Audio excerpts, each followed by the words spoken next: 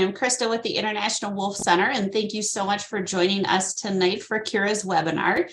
So just a few logistics about the evening. So Grant and I will be doing a quick introduction. I'll walk through a few things about Zoom and then turn it over to Kira for the rest of the presentation. And then at the end, we will have time for a Q&A. So you can just type in your questions using the Q&A tab at the bottom of your screen, and I will answer or ask those out loud to Kira for her to answer live while we are on our webinar. It does appear that there is a little issue with the chat, but honestly, sometimes it's easier for me just to keep track of one thing instead of both. So if you have anything else, you can also enter that into the Q&A as well. And just a reminder that if you missed part of this or you just want to watch it again and again, this is being recorded. So you will be getting a link to the recording in just a few days. And with that, I think I will turn it over to Grant Spiegelmeier, our Executive Director. Thanks, Krista. Thanks, everyone, for joining us tonight. I'm really looking forward to this presentation.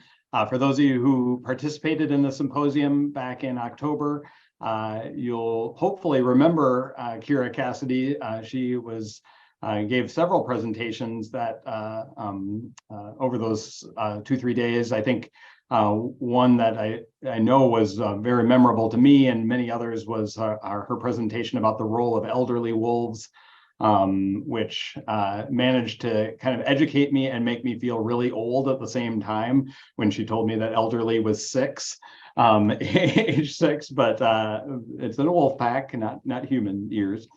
And then, so, I already knew coming out of the symposium that it would be a great idea to get Kira to do a presentation for us sometime in 2023.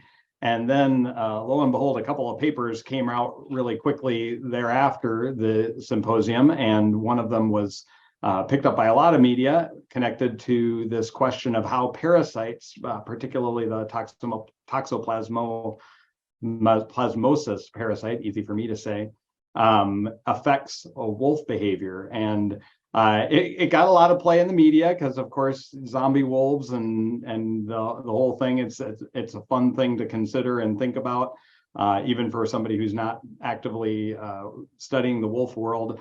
But I thought it'd be a great opportunity for our community to hear from Kira directly about this study and what it really says about this interaction between parasites and wolves. So we appreciate that, Kira, that you're willing to spend some time with us this evening. And I'm just going to read directly from your bio from the symposium handbook. But Kira Cassidy has been and currently is a research associate with the Yellowstone Wolf Project, has been for the last 10 years. Prior to this, Kira worked as a field technician in Yellowstone and completed her master's research being advised by Dr. Dave Meach. Her graduate work focused on wolf territoriality, and she's continued projects focused on wolf sociality and behavior ever since. So thanks, Kira. Looking forward to it. Thank you. Thanks for that intro. Thanks so much, everyone, for joining tonight. Let's see, I'm going to just go ahead and share my screen right away just so we can make sure that this works pretty well. Sometimes a bunch of stuff pops up in the way and I just want to make sure that it's in the right mode. So as Grant mentioned, can someone just give me a thumbs up that they're seeing just the slides? It looks great, Kira. Okay, perfect. As Grant mentioned, I presented one of the short talks at the symposium on this topic. And because those short talks are limited to, I think it was 13 or 15 minutes. For scientists always tend to fill up and go over those time limits. For those of you that have been to those symposiums, that's pretty common. I had it timed kind of perfectly so that it ended right, honestly, about 30 seconds after my time was supposed to end. And so I was really happy to be able to be invited to give one of these webinars so that I could kind of expand a little bit more, talk about some of the nuances. I'm also really excited to get your questions about this because there are a lot of different kind of rabbit holes to go down. I do want to point out near the bottom of this first slide here is a list of the co-authors that are on the research paper that we published on this topic. Connor Meyer especially was the co-lead author on this. He and I and Aaron Staler, the third author there, we spent hours and hours chatting to each other, sometimes, getting together. We're close friends anyway, so getting together outside of work, and just inevitably ended up talking about different interesting questions related to toxo and wolves and wolf behavior. And so this has really been what I would describe as a passion project, and I've just been fascinated. I did not start off as a disease ecologist getting into this topic at all. I was more of the wolf behavior person. And how behavior, what's influencing behavior, how different behaviors influence the rest of a wolf's life, or maybe its pack. And so I'm really excited to dive into this. Definitely excited to hear your questions by the end. Hopefully this will go forward here. So wolf behavior is pretty complex. It's what's fascinated me for a long time now. It can be things that are really small, like this little video here. I just put in a real short clip. Things that are very subtle, how wolves interact with their pack mates. Maybe some of them you can tell are more dominant than others, some are more submissive. But then that can scale all the way up the spectrum to really major decisions that a wolf has to make. The behavior of deciding to leave their pack and start a new one, dispersal, becoming a pack leader. There's all different kinds of this behavior, and tons of things affect behavior.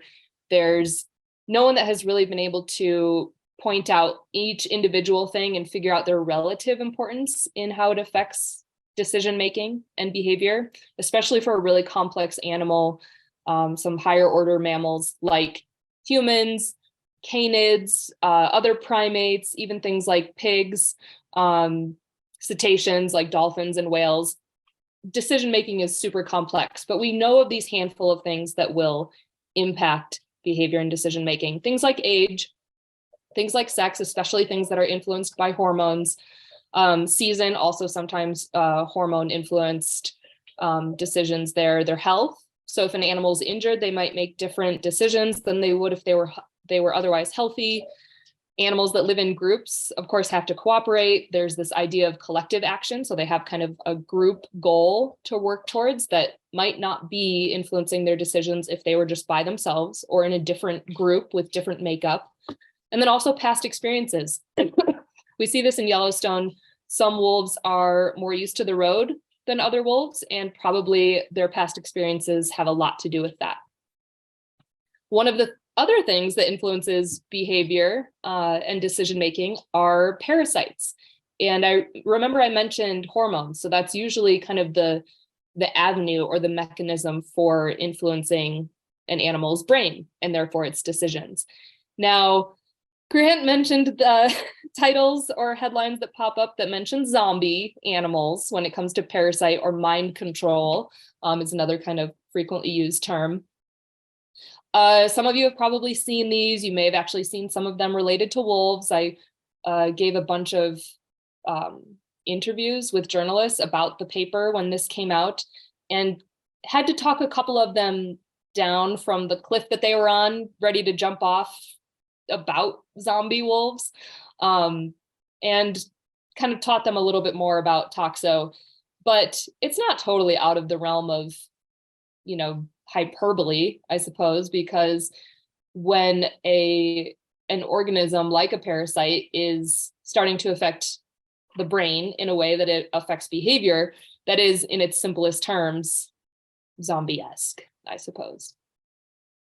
So the parasite I'll be focusing on here, we've mentioned it a few times. It is called Toxoplasma gondii.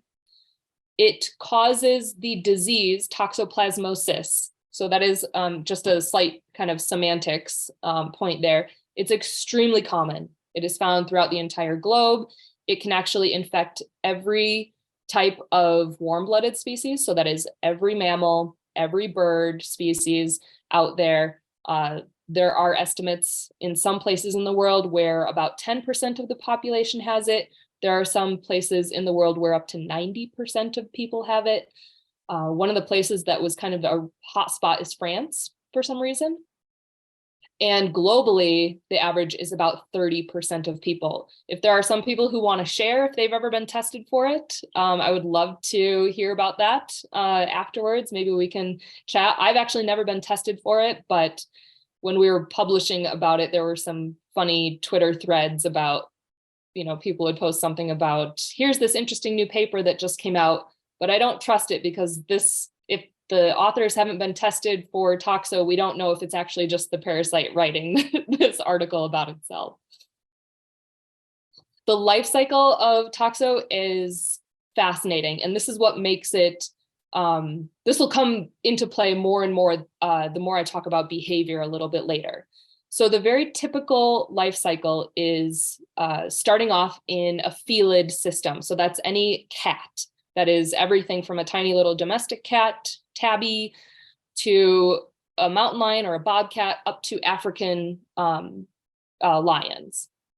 And so any cat, the toxo organism requires their digestive system in order to sexually reproduce. So it can go through these life stages, several different intermediate hosts, but it needs that felid to be its definitive host so that it can replicate itself sexually. It achieves this. The very first step is shedding what's called oocysts in the felid scat. And so these are little tiny one life stage of the organism that are, I don't want to call it an egg because it's not exactly that, but its purpose is to get everywhere. They're very tiny. I remember looking up, they're about 10 microns in diameter, microscopic, essentially. A human hair is about 50 microns in diameter, so that you could fit 5 of them on a human hair that's cut crosswise. The purpose is to get everywhere, get in water sources, get on grass, get on seeds, things that other animals would then ingest. The best example here is a little rodent. It accidentally ingests these oocysts. These are called intermediate hosts, so it's not a felid, it's the next host.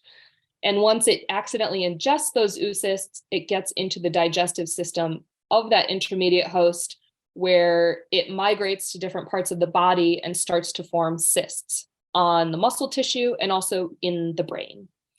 And we kind of ignore the cysts formed in the muscle tissue because we focus so much on the brain one, but the muscle tissue is important because when a felid wants to eat something, it's generally going to go after the muscle tissue first.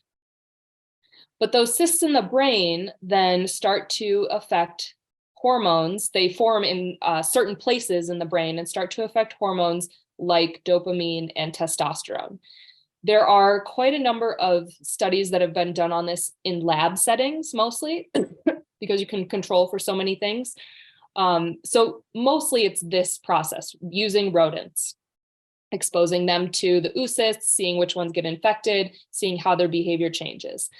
And some really fascinating studies, some of them were done a couple decades ago at this point, found that mice that were positive for Toxoplasma gondii were more likely to do very risky things. And so that switch in the dopamine and testosterone in their brain was seemingly making them do things like wandering around in the open when it's bright sun. Sometimes even there was one study where they would put out cat urine or the scent of cat urine in the little enclosure that the rodents were in, and the rodents were actually drawn to the scent of cat urine, where the ones that were not infected, didn't have toxo, were running away from cat urine, as a rodent should if it doesn't want to get eaten. And so if this toxo and the cysts in the brain are affecting behavior in such a way that it makes that animal more likely to be predated by any kind of predator, then that could be by a coyote, that could be by an owl. If they're ingested by one of those things, they can actually cause those species to become also intermediate hosts. And so kind of spreading on the parasite doesn't get to sexually reproduce in those cases, but it is spreading from species and individual to individual, species to a new species. But if that infected rodent is eaten by a cat, then this is kind of I don't want to say that a parasite has like a strategy or a goal, but it does have an evolutionary strategy that it has figured out in order to get back into a cat's digestive system, in order to start this whole cycle over completely, because it then infects that cat. Now, all of those studies were done in the lab mostly, and any studies in wild animals are extremely rare. There have been a handful that have looked at seroprevalence rates and where this study, or where the parasite is found in the wild, but not many of them have focused on behavior, how the cysts might change the brain chemistry and how that's manifested in decision making, until this study on hyenas. It showed that the hyenas that were infected were more likely to be killed by African lions. And then also the juvenile hyenas that were infected were more likely to approach lions closer than juvenile hyenas that were uninfected. And so they were, once again, infection was at least correlated, and controlling for a lot of things that could also impact that behavior. It was still correlated with this really risky behavior. I'll just go back for a second here.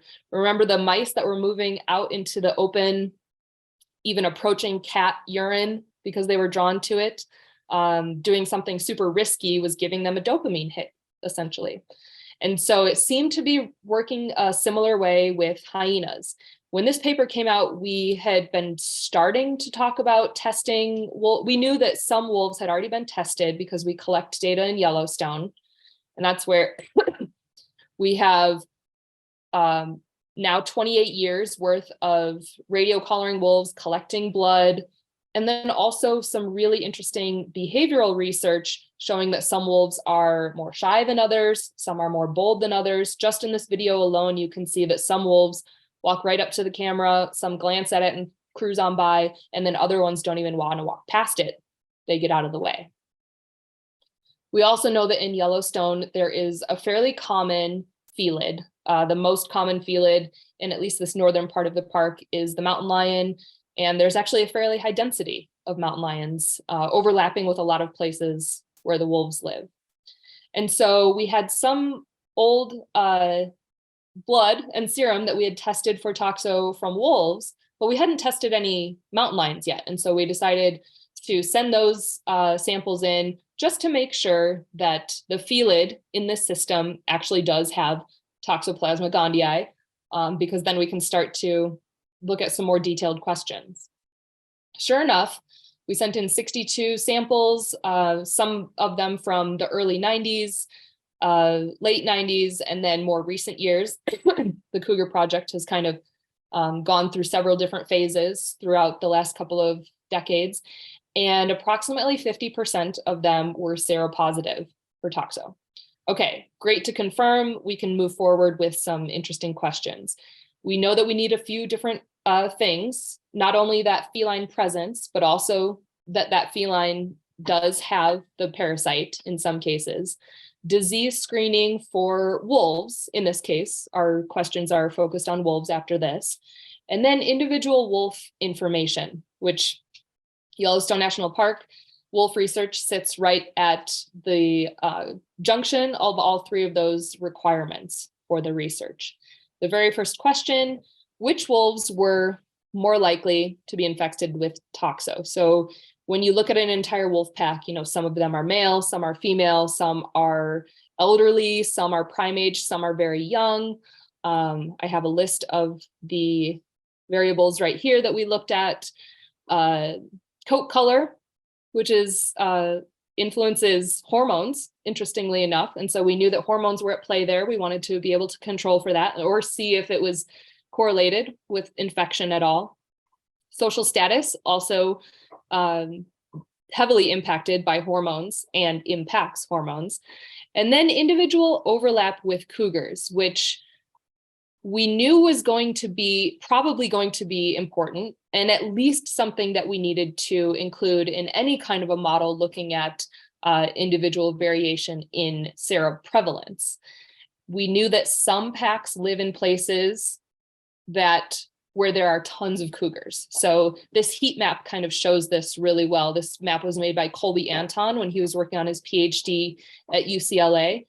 He used many years worth of cougar track surveys and trail camera information to make this map, showing that most of Yellowstone is actually low density cougars, which means that there's less than about 1.5 cougars per 100 kilometers squared. And then you can tell it gets higher and higher from there, where the high density, I'm forgetting what the exact cutoff was for that, but it was somewhere around 3, I think, cougars per 100 kilometers squared. So you can see that there are a few patches in Yellowstone where there's very high density. Most of it is low density. But we also know that quite a few of the packs live on the northern range, sharing that high density area with the cougars, mostly because they're eating the same things. They're eating elk and deer, and certainly elk and deer in the winter when they're all moving down to that lowest elevation area in the very northern part of Yellowstone. So I just put 1 year's worth of wolf pack estimates. These are 95% MCPs. And oops, this is just an example year showing that some of those packs overlap the high density area and then other ones don't at all.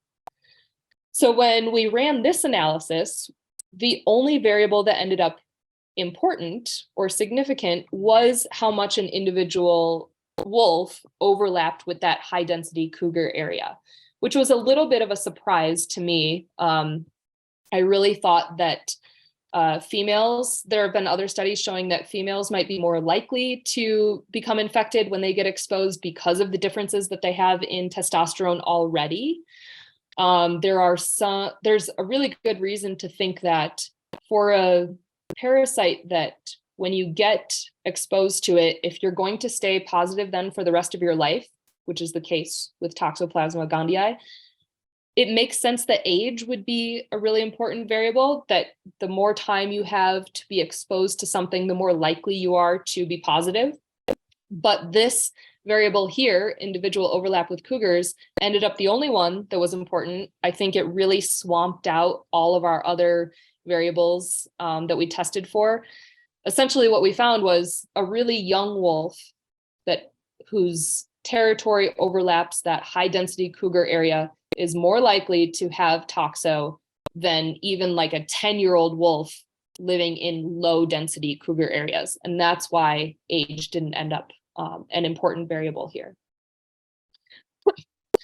So how does this play out in seroprevalence levels, which just means how many of a pack might actually have it? We can use the analysis that we ran to get some predicted probabilities of infection, or in this case, that's a percentage. So the 2 packs that had the most overlap with high density cougar areas were the Prospect Peak pack and the Junction Butte pack in this particular year. And our models showed that the wolves living in those packs will have about a 28% chance of having toxo. So if there's about 10 wolves in that pack, 2.8 of them will likely be positive. The 2 packs that only partially overlap that high density area, 8 Mile and Lamar Canyon, have about a 12% chance of being positive for toxo.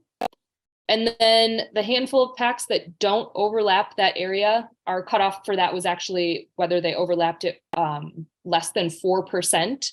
Some of them it's 0, other ones it was just 1 or 2%, but up to 4% have about a 5% chance of having toxo. And so now we kind of know, based on where a wolf lives, this will tell us a lot about which ones are most likely to be infected.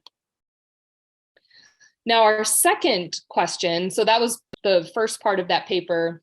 I haven't even gotten to the behavior stuff yet until now. So I've replaced individual wolf information. So instead of that age and sex and coat color and social status where they live, now we have to look at behavior of wolves. And we wanted to know if toxo infection impacted their behavior. So remember the life cycle, which I'll go through, but I'll replace the domestic cat and the mouse with the animals in our wild system specific to the study. So we are looking at a mountain lion. It's doing the exact same thing as the domestic cat. It is shedding oocysts in the environment, and other animals are accidentally picking them up, whether it's through an infected water source or grass. Of course, wolves don't eat grass. And so there are a couple of different ways that we think that wolves are actually accidentally ingesting these oocysts. The most likely, we've been calling our wild litter box theory, because as anyone who has had a domestic cat and a domestic dog at the same time, you know that sometimes the dog wants to raid the litter box. And we think that this is probably what the wolves are doing out in the wild as well. They travel similar areas to what the mountain lions do. Anyone that finds scat, mountain lions have latrines that they will sometimes go in regular places, especially if they have a kill nearby. Wolves can get really excited when they come across these areas and not only sniff or roll in cat scat, but potentially also eating it. We've only had it on camera, I think, one time, but we might try to set up more cameras on mountain lion latrines, as weird as that sounds, just to prove this is what's happening. Wolves are probably not getting the infection from another intermediate host. They're probably not eating an infected mouse. They're probably not eating an infected deer or an elk or something, mostly because we've seen that correlation between where a wolf lives, and that's so specific to where there are a lot of mountain lions. Remember that high density area in Yellowstone? Many of the wolves that have this infection live right there. And elk and mice and everything are everywhere. And so you'd think if that's where they were getting it, they would be, there wouldn't be this very specific correlation with where a wolf lives. So the infection, or the oocysts, once they're ingested, start to move again, same thing with the mouse, to the muscle tissue and also into the brain, forming those cysts. Now, the big question about when a wolf becomes infected is, I'll put on this little party hat spiky thing on the wolf. The big question we have is, does that also start to change the wolf behavior like it changes the mouse behavior in the labs, and like it changed the hyena behavior in Africa in the other study? And I kind of left these grayed out in the top left-hand corner there because it's very rare for a wolf to be ingested by a cougar. It's a little bit of a dead end for the parasite. It's pretty rare that it's going to make it back into a felid digestive system.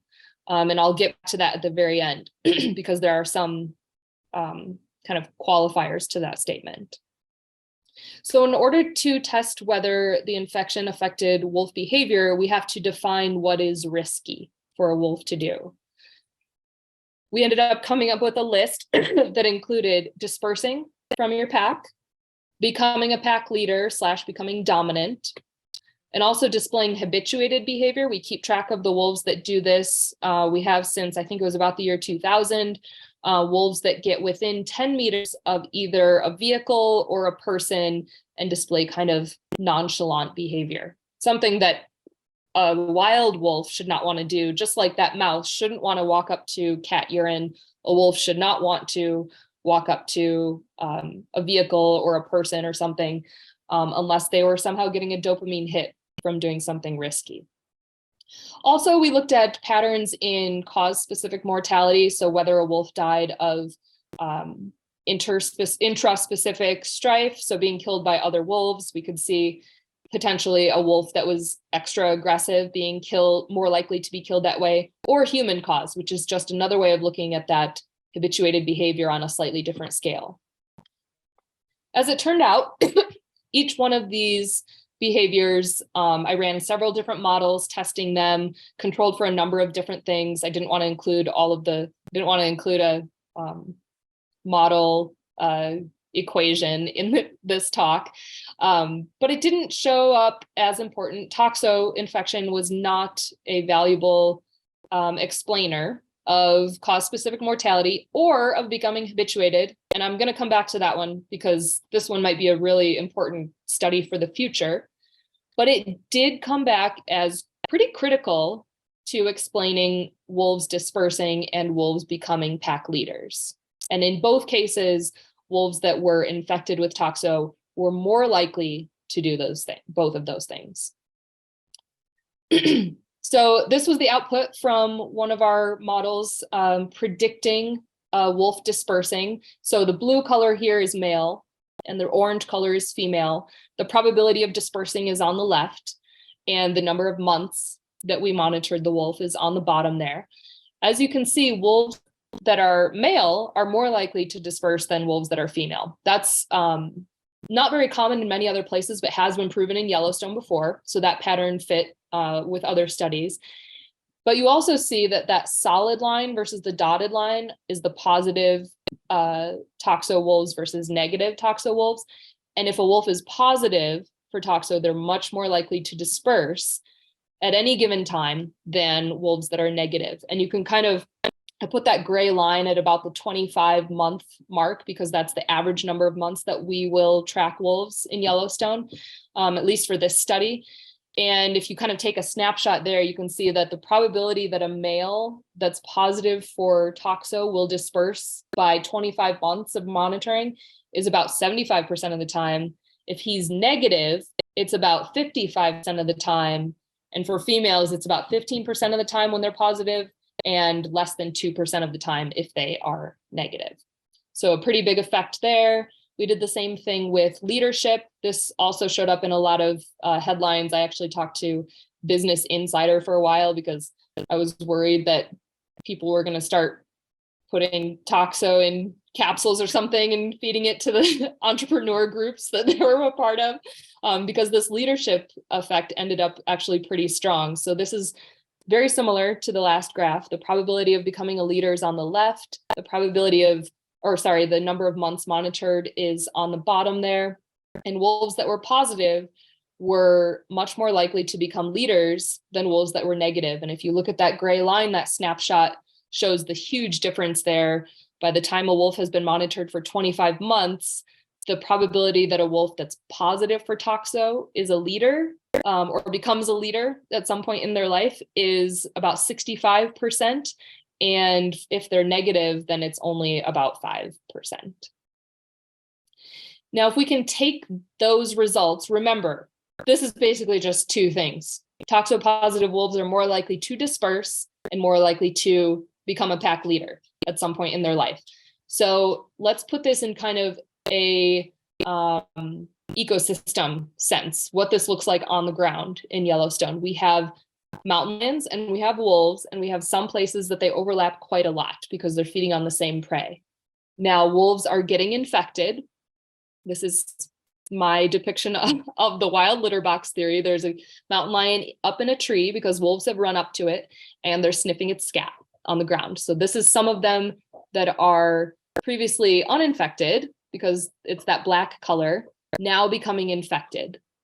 Those wolves are more likely to become leaders and to disperse, remember. So this is representing those two behaviors being more likely.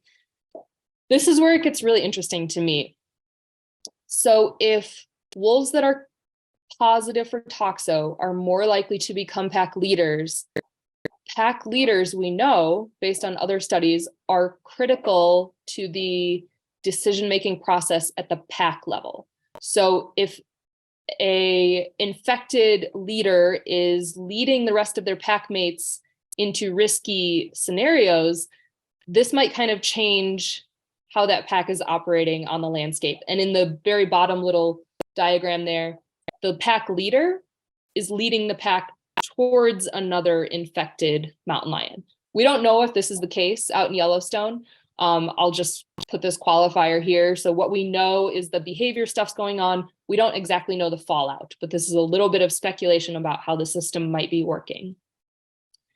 If it is indeed the scenario where infected leaders, the risky decision-making ones, are leading their pack mates into risky scenarios, such as towards infected mountain lions, kind of like the hyenas did with the lions, and like the mice do with cats in the laboratory setting, it may be increasing the infection rates of their pack mates. If they're bringing it towards an infected mountain lion, those younger pack mates, not necessarily younger, those pack mates that are uninfected might then be more likely to become infected, either eating a dead mountain lion that was infected, attacking a mountain lion that's infected and feeding on it, or this wild litter box theory.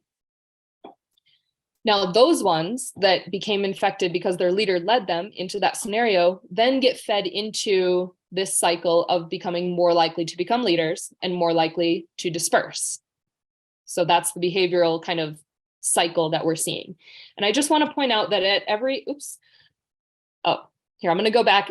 I put little party hat spiky things on the two black wolves on the far left corner there, because even though they are uninfected, they are being taught by the leaders of their pack that this is what we do. This is when we smell a mountain lion, when we get wind of a mountain lion kill, we run towards it. Or maybe we walk on the road. Maybe that's something that is taught. This is possibly why that habituation test for behavior and toxo patterns didn't actually turn out to be important, because walking on the road and being habituated is actually something that your pack mate gets taught by older pack mates to younger pack mates. We see that time and time again here in Yellowstone, where dispersal and leadership isn't something that really gets taught from one wolf to the next within the pack. They kind of do it on their own at the individual level, for the most part at least, but habituation seems to be possibly confounded by sociality. So living in a group, learning what to do. You might be uninfected with toxo, like those wolves on the far left there, but acting like you are infected because you have learned how your pack behaves from your leaders, who are fairly likely to be infected, at least in some parts of Yellowstone. An important point here is that at every step along the way here, wolves die. There's not a whole lot of wiggle room for wolves to take more and more risks. Dispersing is actually an extremely risky behavior or decision. Not very many of them live through that. The ones that do, of course, are generally going to be in breeding positions. Wolves that find a leadership position are generally going to be in breeding positions, but wolves do die because they're doing things that are pretty risky if they're infected or not. Now, the last little arrow up in the top left there has a question mark on it, because I wasn't really sure if this relationship exists, but it is important to consider that if infection rates increase, especially through social learning, which is just another word for culture, then is it possible that overlap between mountain lions and wolves could increase in Yellowstone? We don't know the answer to that, but there was some indication that the hyenas were kind of getting closer and closer to African lions in the study that was published, that first one on a wild system. And so it's possible that we might have a similar thing going on here in Yellowstone. Now, I bring up that study because even though I mentioned that wolves are not really on the mountain lion menu or in their diet, it's important to realize that it's not exactly a dead end, or at least it didn't used to be a dead end. Hyenas are actually killed by African lions. So that is a successful, if you're looking at it from the parasites point of view, that is a successful route to get back into a cat's system. Back in 10, 20, 50,000 years ago, 100,000 years ago in North America, gray wolves were actually one of the kind of middle, they weren't necessarily the apex predator here in North America. There were a lot larger felids, things like the North American lion. I know there was a cheetah. I think there was even a jaguar, the saber-toothed cat, that all may have actually fed on gray wolves.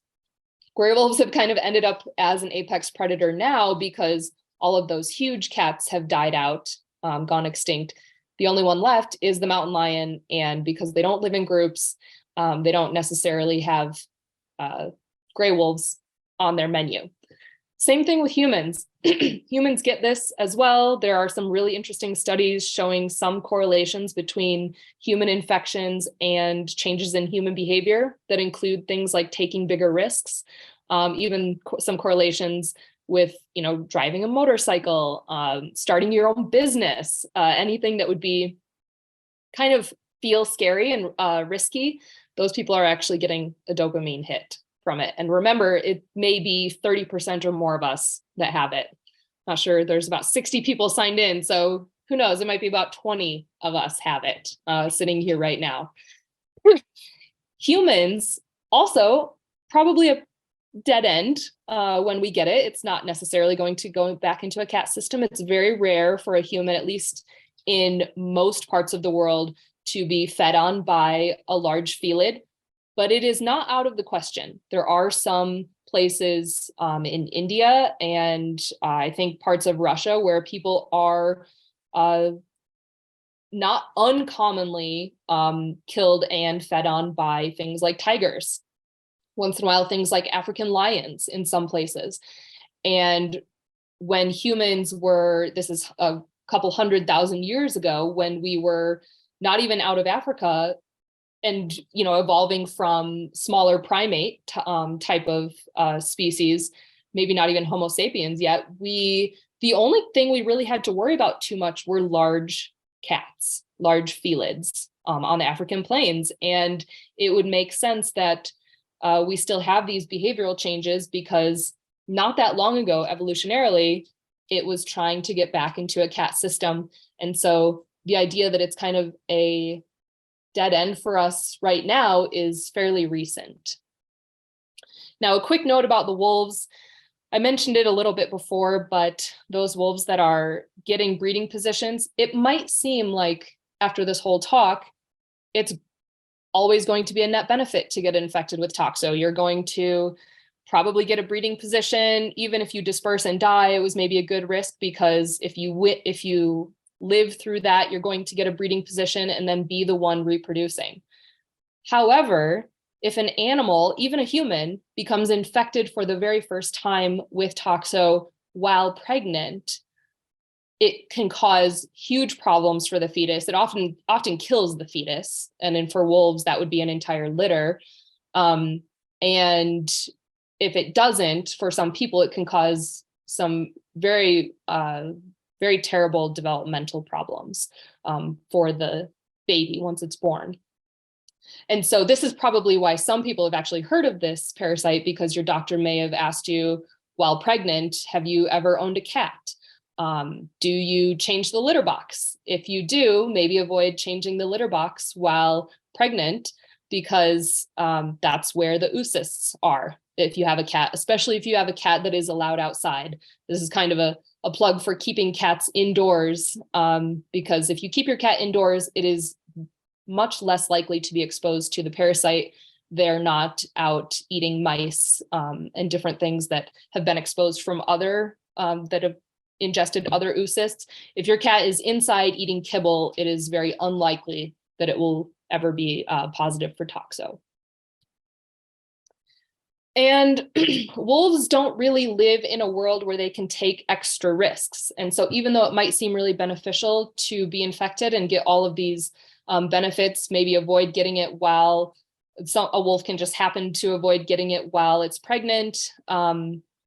It's actually not that beneficial for wolves to get this close to a grizzly bear or to walk across the road. They're just more likely to die. As I mentioned before, they don't have that wiggle room to take more risks. This is the case for many different animals across the globe, especially for carnivores. As humans, we don't really give them the space to be very bold at all. And so anything that increases bold behavior in an animal is probably going to be pretty quickly squashed by humans, because we're just more likely to not deal with it and to kill them. And so thank you so much for coming. This topic has fascinated me for a long time. The fact that there can be these little oocysts out in the environment that are microscopic and we can't even see. And studying a large mammal has been such an honor throughout my career, but also knowing that there's these tiny little microscopic organisms that can change something as complex as wolf behavior and even human behavior is just a whole new world, and a whole new level of interest in social behavior for wolves for me. Thank you to the International Wolf Center, all of you that showed up tonight, and then also my co-authors. If you have other questions, my email is down at the bottom here, so I'll just leave it up for a second. And then I am happy to take questions. Hopefully there's, about 15 minutes or so for that. And I also wanted to put up real quickly before I stop sharing my screen, the left QR code there, you can scan with your phone. That will bring you to the publication that I've been talking about. Some of the same figures are in there. It's, of course, in a scientific journal. And so it's hopefully written in a way that's, understandable. There are a number of other articles that came out related to the study. Most of them did a pretty good job of capturing the nuance of the study itself. And then there's also a QR code on the right there of a podcast that Connor Meyer and I gave a handful of months ago, I think in October, about the project too, where we kind of geek out and talk to the guys at the Wolf Connection and just go over the same stuff here in slightly more detail. Thanks so much, Kira. That was fantastic. And just a reminder for everyone who is on with us, you'll get the recording. So if you didn't have a chance to get your phone out and scan those codes, they do work. I did actually click on them, so you can just do it from your screen. You can do that later as well. And we do have a handful of questions. So again, you can type your questions in on the Q&A. I will ask them out loud for Kira, and we've got one kind of got answered along the way, but the first one from Kristen is, did the prevalence of toxo in pumas change over time? She thought you mentioned that some of the samples went back to the early 90s or so. Yes. For both cougars and wolves, when we looked at the samples throughout time, because the first ones go back a couple of decades, it seemed to increase through time. Seropositivity did. And part of the explanation for that probably is just that cougar density increased throughout that same time. So wolves were eradicated from Yellowstone from about 1926-ish and then reintroduced in 1995. So there were no wolves during that intervening 7 years or so. There were hardly any cougars, and they were killed off. They were shot on sight. They were trapped and hunted. And they were reduced to very low numbers, but no one knows exactly how low. Low enough that there were hardly any of them around. At least that was known. And then they slowly started to naturally recover. So they were never reintroduced or anything to Yellowstone, but slowly started to naturally recover in the 80s and the early 90s, just about, a decade, maybe 2 decades before wolves were brought back, and probably existing at low enough numbers that toxo was not as common, so that we didn't have that hot spot of high cougar density areas. It was all kind of the green. And so when they were starting to test cougars in the 90s, there was just not as many of them. And it seemed like that was probably the reason for less toxo. Also, wolves brought to Yellowstone, for whatever reason, none of them that came to Yellowstone, we tested a handful of samples from the very earliest wolves, none of them had it. So wherever they were captured up in Alberta and British Columbia, seemingly it was not something that was found up there too. There are lynx up there, but maybe not at high enough densities to really start infecting the wolves. And then starting around 1999, there were probably enough cougars and enough infection kind of going around. We're starting to see the hot spot of cougar density going up, especially around the Black Canyon in the northern range of Yellowstone. And then the wolves started getting it.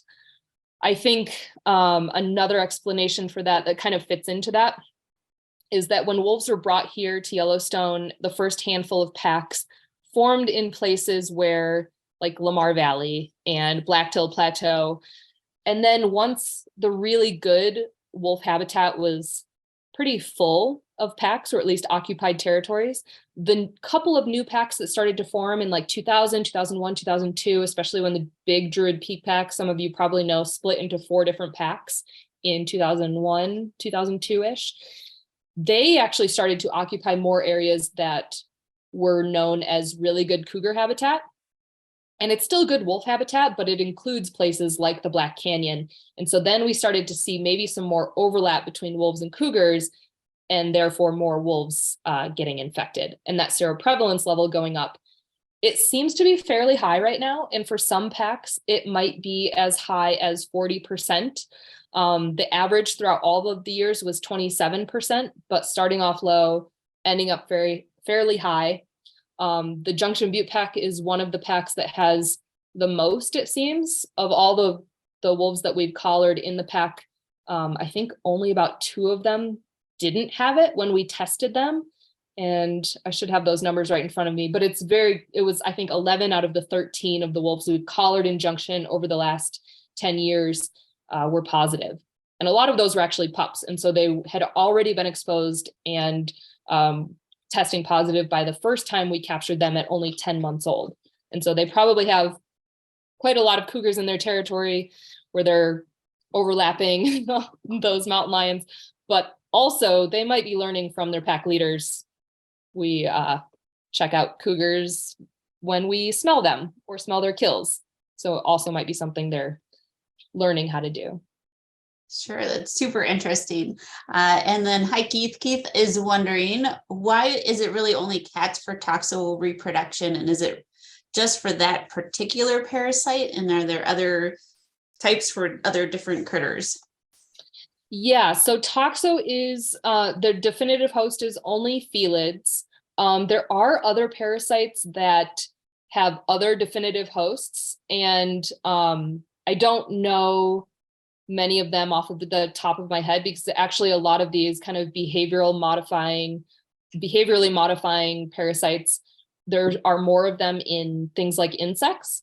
And even some amphibians. And I don't know the names of those off the top of my head, but the toxo one is just felids. It probably something that has evolved with felids and intermediate hosts throughout the entire globe. This is not something that is brand new to the Yellowstone area. I think there was probably a gap where we weren't seeing it much when mountain lion numbers were way, way down in the early 1900s, mid 1900s. And then it's probably back up at levels that you would have seen a couple hundred years ago, maybe even a few thousand years ago. It might be even lower than it was 10,000 years ago with all of the felids that used to live here. But it's an extremely successful strategy as far as the parasite goes, if we want to think about it being a strategy, to have felids be its definitive host, because felids are found on just about every continent except Antarctica, and they're found in most places, most types of landscapes. They can actually live in places where, they're secretive enough that some of them can live in places where you wouldn't really know that they were there. I think there are jaguars and things walking in downtown New Delhi that I've seen photos of. And so they can live just about everywhere. We also have a version of them as our domesticated, as part of our domesticated cadre of animals that we keep in our homes. And so they're extra successful globally. And so as far as the strategy goes, there might have been no better kind of family of animals to use as your definitive host, except maybe humans or something, because we certainly travel even wider range than felids do now, very recently. Yeah, for sure. So can we and hi, Mike Schrag is joining us. And is it reasonable to assume that toxo can infect wolves wherever they are overlapping with a cat species? So, in mid to northern Minnesota, we've got lots of bobcat, obviously some lynx in our area too. So is that kind of a reasonable assumption? Yeah, that would be really reasonable. I think one thing that our study shows that we actually didn't focus on a lot in the paper is that it's probably pretty density dependent. And so even in places where there are lynx or bobcat or something, we don't know the exact density required in order to kind of reach a threshold for toxo to be prevalent at some certain level. All we have is kind of the data point from here in Yellowstone. Half of the cougars have to have it for about 28% of the wolves to have it in this area overall, in this study area. That is probably pretty different in other places that have lower densities. And there's probably some density at which you hardly find it at all. But in places that have a lot of lynx or a lot of bobcats, or even a lot of domestic cats, that might be why France shows up as a huge hotspot in human seropositivity. There might be quite a few. This might be kind of a domestic cat issue. There might be a lot of domestic cats that are allowed to roam free, or, you know, kind of like feral domestic cats that have multiple families that are going all over the place, hunting wild prey, and then also infecting people. There was one place, I'm forgetting where, I want to say it was just outside of Vancouver somewhere years ago, where a mountain lion actually defecated in the town's water supply, kind of like a holding pond, and like 80% of the town became infected. And so there are certain patterns where that density will become really important in kind of larger scale areas. But if you look at a small area, there might be just one accident that happens for infection to be fairly common. Sure. And hi, Brett. There's like, this is kind of we know like lots of the people on here, but could there be a third potentially latent variable that's accounting for both seropositivity and the tendency for risky or leadership behavior? I think what this question is getting at, I'll try and answer and see if this gets to the question. This always brings up the idea of the chicken or the egg. Is a wolf going to be more, if a wolf that's infected is going to be more likely to disperse or become a pack leader, is that actually just a wolf that is more likely to do those things than more likely to become infected?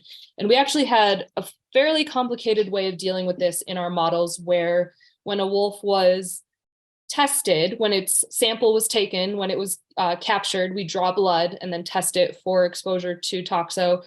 We looked at then whether they were positive or negative. And so for the wolves that were positive, we ended up looking at what they did for the rest of their life and kind of ignored what they did before, because we don't know if they actually became infected just the week prior or a month prior or something. We don't know their infection status. So we looked at what they did from the day of the sample until they died.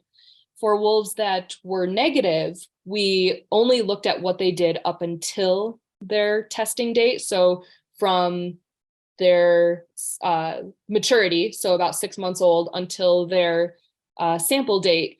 And we did this because we have to be able to kind of get rid of that chicken or the egg question. So for wolves that were positive, we looked at what they did from here until here. And for wolves that are negative, we looked at what they did from the start of their life, or, you know, their recruitment into the population until their testing date, and ignored, because they really could have been infected the next day or a week later or whatever. Both of our behavioral questions, or all of them actually, but the two that ended up important, I'll focus on dispersal and leadership. We had to kind of do that in order to deal with whether a wolf's behavior or their kind of character, whether they were naturally more bold or more shy or whatever, we could deal with that. In every single behavior analysis, we include wolf ID number as a random variable, which is just another way of saying, hey, there's something about this wolf that we want to include this in our model. And if it turns out important, it usually does. In these studies, it did. That indicates there's something about an individual wolf that we didn't measure that still ends up important when it comes to behavior. And so that is probably more of capturing that personality. But at least we included that individual ID in the behavior studies, because we know that's critical. We know we see differences in personality, and we have to control for those things if we want to look at differences in the effect of toxo infection. hopefully that answers that question. I think that's what they were getting at. I think so. Thank you. We have another question from John, which is really great. It says, let's say in a breeding pair at the outset of the relationship, both male and female are toxo-negative. At some point, one is infected and their behavior changes drastically. Would you expect that to possibly produce conflict between the pair, as in, you're not who I married? Also, oh my gosh, that is such a good question. So there's a second part to that, but maybe I'll leave it at I'll come back to the second part. So would you expect that to possibly produce conflict between the pair?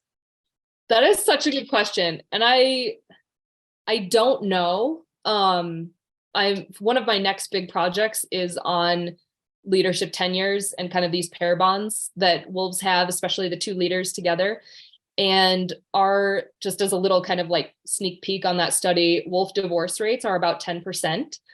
So it's pretty rare as compared to humans, especially, but, we're not sure what kind of triggers those divorces. And it is these cases where it seems like wolves either have a better option come along, but they do just go their separate ways when they've been together, sometimes for years. Potentially it is something related to the fitness of a mate, whether that is something physical that happened or whether that's a change in, some kind of mental approaches or dealing with each other. Hormones possibly changing would change a pair bond. That's a fascinating question. And I don't think that I can answer with the information that I have, but really interesting to think about. Super interesting. I think we'll all be excited to see how that ends up. So the second part of this great question is also, if the toxo-negative has a much more dominant personality than the toxo-positive, could that curtail or potentially minimize the expected increase in risky behavior?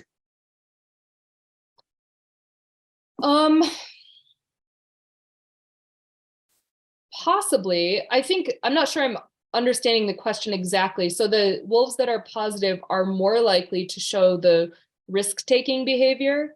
Yes. So John, correct me if I'm wrong, but I think he's asking if the toxo-negative wolf has a way more dominant personality, and then the other wolf has a toxo-positive, which then would potentially increase that dominance or risk-taking behavior. Does that kind of equalize that risky behavior for the now positive wolf? I see. Yeah. So they're certainly amongst, we see this in humans, any group of people you put together, assign them a big task, there's going to be a handful that kind of emerge as leading the group. And then sometimes that will be one that's super kind of risk embracing. Other times there will be more of kind of a conservative approach, depending on what the task is and depending on the rest of the group personality as well. And so I could definitely see there being a case where kind of a very conservative approach, or a cautious approach, I should say, to different things would be necessary. A really good example of this, I think, I started off watching the Druid Peak Pack, who some of you probably watched for years. I was assigned to the winter study crew, watching them sun up to sundown 30 days in a row, a handful of times. And for a long time, they had a breeding pair, a leading pair, that the female was pretty used to the road. She would cross it no problem. She wasn't one of these that would kind of walk on the road or approach people or anything, but crossing the road, she just kind of went about her business and did it. The male was terrified of the road, super cautious, would get very nervous, wait about 100 meters away from the road and be howl. There was one time I was just watching him howling and howling and howling. The rest of the pack had already crossed the road. The female actually came back over to get him. They kind of interacted together. She kind of, it seemed like, got him really excited. And then she ran across the road and he followed her right away, but with kind of a tucked tail and very cautiously. At the same time, that same exact wolf, when two packs fought, when the Druid pack ran into another pack, he was out front. He would sometimes take on enemies, that 2 or 3 at a time in some cases. Bob Landis has some of this on video, and I've watched it time and time again. His hackles would go up. He looked huge. He was a giant wolf anyway. And so his approach to 2 different risky scenarios was very different. That was probably due to a lot of the things I listed on the very first slide, talking about his past experiences, his age, his breeding status. I don't know if possibly that was influenced by things like toxo, but just the personality differences there between he and his mate. She kind of influenced him to be able to work through something he was really cautious of. But at the same time, he probably influenced her sometime to stay away from the road because he refused to cross in other cases or approach another pack that they were going to fight. And so there's nothing simple about wolf behavior, just as there's really nothing simple about human behavior. It made this project really fascinating to work on. There are a handful of things we actually want to get to. I didn't mention this before, but we'd actually like to take this the next step and look at whether infection actually influences reproduction, like lifetime reproductive success, and then also survival rates. So does it actually turn out to be a negative, or is it somewhat of an advantage? Do they have more pups? Do they live longer? Do they have higher survival year to year? Or do they end up kind of living big and large for a year or two after infection and then being more likely to die? So that's kind of the next steps of this study, hopefully in the future. Super cool. Let's see here. So a lot of us have heard about that coat color can also influence behavior. Was that a factor in your research as well? It didn't end up a variable in our that first question, which wolves were more likely to be infected or not. And I guess I wasn't super surprised because I didn't know that there would be a strong enough pattern in that kind of boldness. We do know that gray wolves are more aggressive. They have higher cortisol levels than black wolves. We have published on that before. And so we thought there might be a bit of a correlation there. I think it just turned out that the wolves that were living in that area with tons of cougars were just so much more likely to have it than wolves. So you could have a wolf that's super aggressive, gray, super high cortisol, down living in areas of the park with not very many cougars, and just the chances of them getting it, the opportunity for them to get it is just so much lower than even a black wolf that is very cautious, maybe has very low basal cortisol levels, that is living in an area with, maybe they're running into a couple cougars every week or something, or at least the scent or the trail of a cougar. They're living in, say, like the Prospect Peak Pack, which had a lot of overlap with cougars. And so coat color didn't end up important in seropositivity levels, although if we do in the future studies that look more at what's influencing hormones, then I wouldn't be surprised if these things start to interplay a bit more. We just didn't get into that for this study. Sure. Awesome. And can we go back to a little bit more about the parasite itself, just kind of the overall, is it spread from wolf to wolf, and is it really all felids, or is it just kind of, certain individuals within that population? So when a wolf gets, or any intermediate host, whether it's the mouse or a wolf or a human, it can't really pass on unless the muscle tissue is eaten by another animal. That would kind of be like if the coyote eats the mouse, or if something else eats a wolf, a bear or something. That is really the only way that life cycle can get passed on. It is still not sexually reproducing until it gets to the felid system. And so it's still kind of hitting that dead end unless it gets back to a cat. Wolves can't really pass it on to each other, just like humans can't pass it on to each other. There was one study that showed, I'm going to turn on a light real quick. It's getting kind of dark in here. There was one experimental study on domestic dogs where they exposed a male dog to the infection or to the parasite. It became, it had this, active infection going on, bred with a female dog, and she actually became positive and pregnant. And so there was a little bit of, this is the only study showing this, but there was a little bit of evidence then that it could be sexually transmitted. So this is a concern if this is going around during the wolf breeding season, because that's a potential way of spreading it to each other. And then she became pregnant and had a couple of pups. They actually infected 2 different female dogs. They had a couple of pups, a couple of fetuses form. None of them actually developed. Only one developed enough to be born, and it died within a couple of days because of the developmental problems. And so vertical transmission from mother to offspring is extremely rare because an active infection will kill the offspring. If a female has a chronic infection, which just means that she got exposed a long time ago, she's through the active infection phase, which lasted a couple of weeks. For an intermediate host, most animals don't realize it. Most people don't realize it. They might feel a little bit tired. Some people get sick, have kind of like flu-like symptoms, and are really tired and achy, but they never really know exactly what they had. Every once in a while, I've heard of someone getting like quite ill, but I think that's extremely rare. And as long as that happens, they get over it. A couple of years later, become pregnant. There's no danger to the fetus in that case at all. Some people who become pregnant may have actually been tested by their doctors to see if they already have toxo. And if that's the case, you can change the litter box all you want. Great. And has this been kind of a game changer for how you think about a lot of your work, especially the things that you have previously done? Yes, because we didn't test every single wolf. It's a subset of all of the wolves that we've included in other studies, but it does kind of bring up all of these other studies that we've done where we have included that random variable for wolf personality, really. And it makes me wonder if personality, we were just also capturing things like personality changes that were triggered by a parasite. I don't think it's not as dramatic as, if you have a very cautious friend who,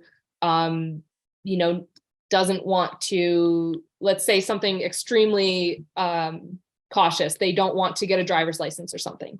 And then they get toxo and all of a sudden they buy a motorcycle and want to go skydiving.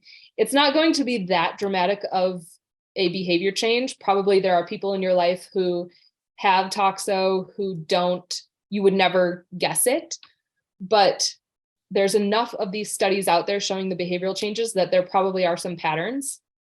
Maybe the person who really loves whitewater rafting is toxo positive, or maybe it's just part of their personality.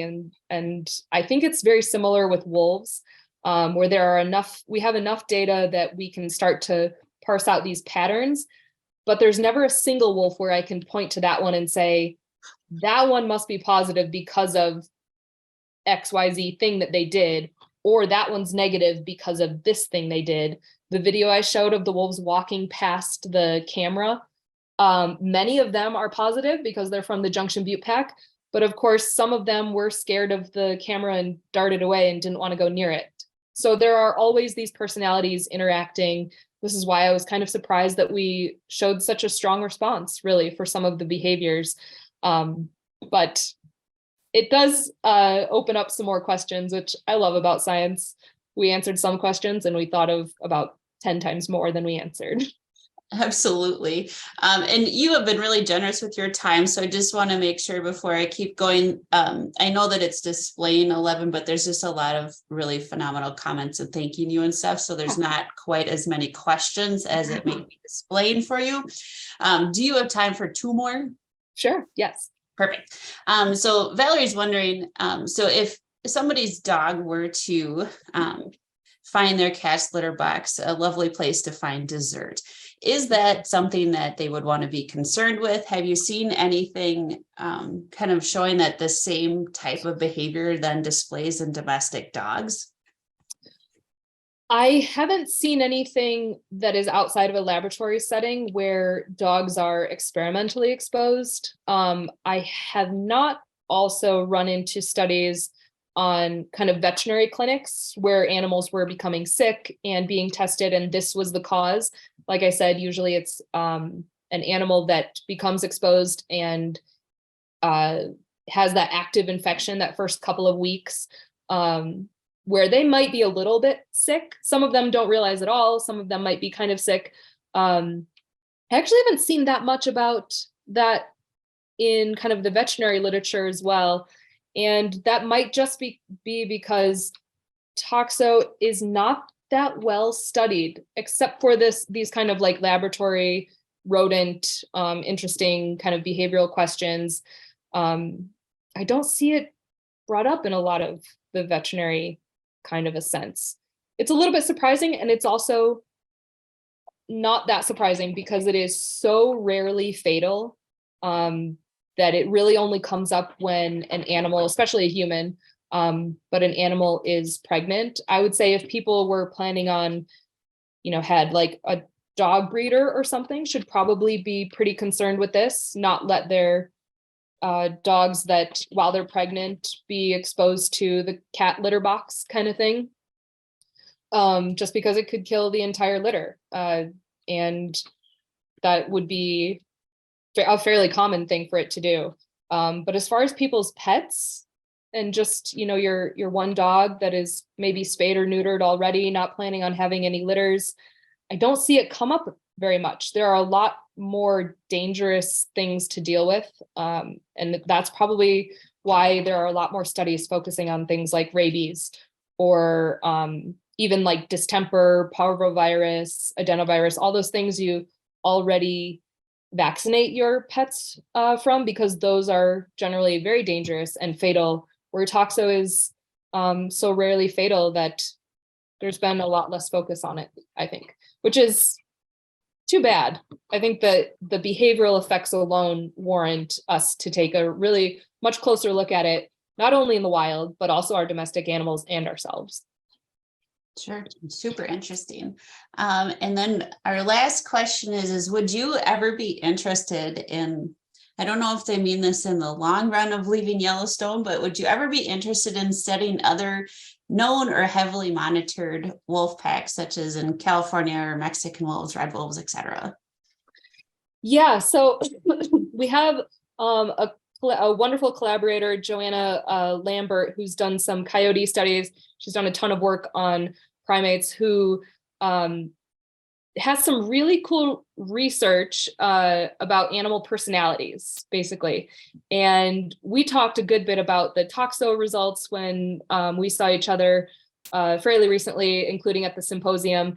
And I think she's going to be trying to include it in some of her personality studies on canids, especially.